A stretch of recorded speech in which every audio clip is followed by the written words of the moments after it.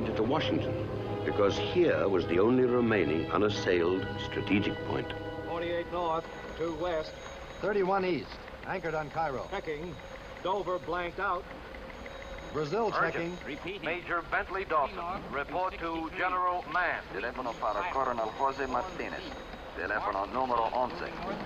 80 west by 38 north. south. Okay. 30 Make south. every effort to contact civil authorities. Last I heard, they called them out of Milwaukee. Capitaine Henri Brûlé, vous demandez à la section. And this much is certain. It's vital to prevent the Martian machines from linking up. Once they do, they adopt an extraordinary military tactic. They form a crescent. They anchor it at one end, they sweep on until they've cleared a quadrant. Then they anchor the opposite end, in reverse direction. They slash across country like scythes, wiping out everything that's trying to get away from them. That explains why communication is cut the moment their machines begin moving. Montreal's blacked out. Nothing more's come through. Same thing that happened on the Pacific coast. Anything from them yet? No, Mr. Secretary, we've had nothing from San Francisco for over 5 hours. Excuse me, gentlemen. Here's that Los Angeles picture, sir. This is a sonic radar picture taken from extreme altitude. It shows full details of the Martian nest outside Los Angeles.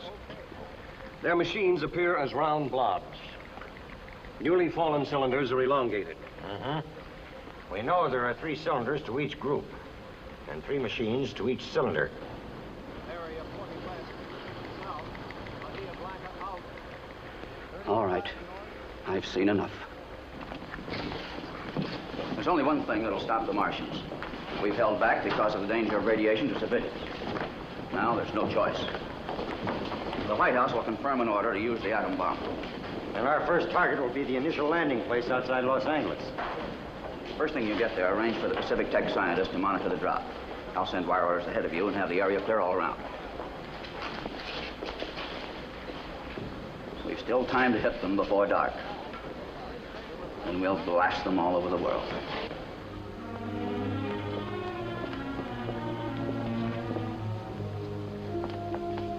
Forrester, everybody's been looking for you. I know. We've walked halfway from Corona. Finally found an abandoned truck.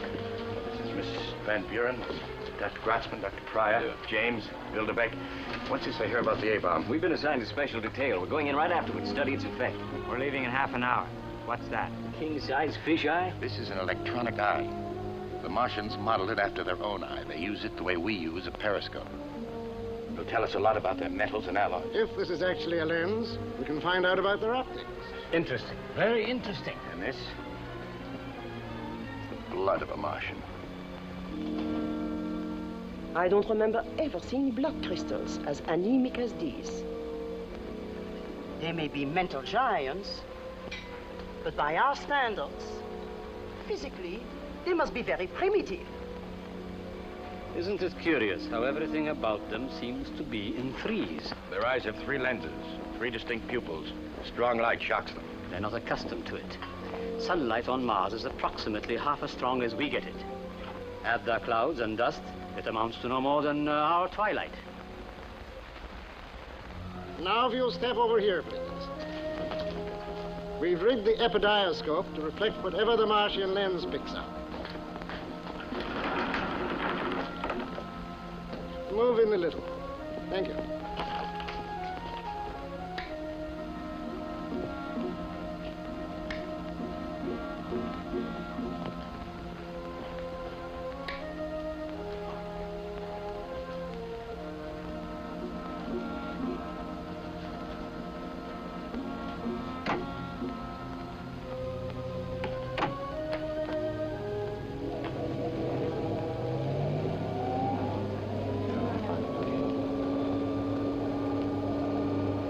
That's how the Martians see us.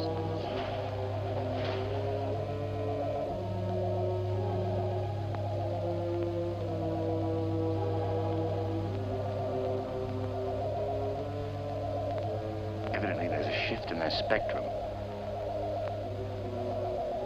Their color absorption must be different from ours.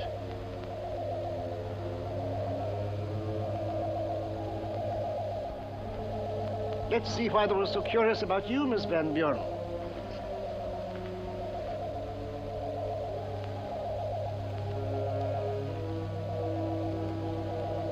Time to get started, gentlemen. Let's go. That Martian blood. Let them make a quick analysis of it to see what we've got. It might give us something. Something we could use. Oh, to... let it go. If you're interested in Martian blood, you get all you want right after the plane drops the bomb. The flying wing is going to carry it.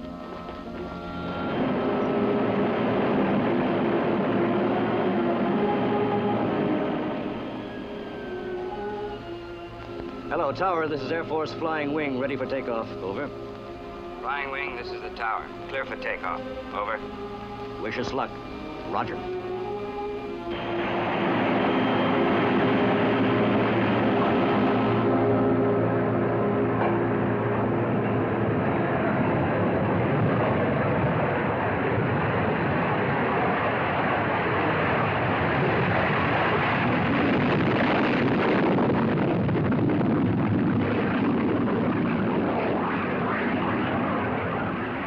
The target for the A-bomb is this nest of Martian machines in the Puente Hills, where more of these meteor cylinders came down early last evening. A plane will pinpoint the target for the drop from 6 miles up. And we've been warned that this bomb is 10 times more powerful than anything previously used. It's the latest thing in nuclear fission. Nothing like this has ever been exploded before, and we're going to be pretty darn close. But there are observers down in the valley in a forward bunker. Well, they'll be a lot nearer than us. The whole world is waiting, for this will decide the fate of civilization and all humanity. Whether we live or die may depend on what happens here. Attention, please. 4 minutes to bomb time.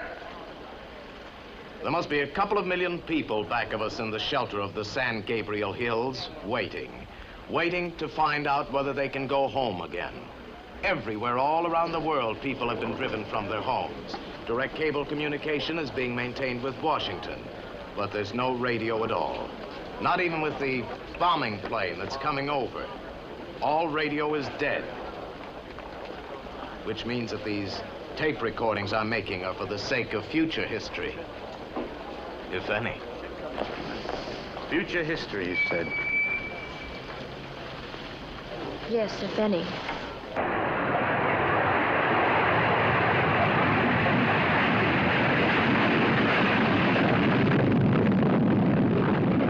Bilderbeck has calculated how long we have got until Martians take over the entire world. If the A-bomb fails, that is, the Martians can conquer the Earth in 6 days.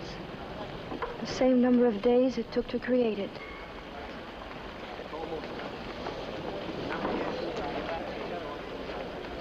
Attention, please. 2 minutes to bomb time. Prepare to take shelter. If you have no goggles, turn away. Remember, the heat flash and concussion that follow are dangerous.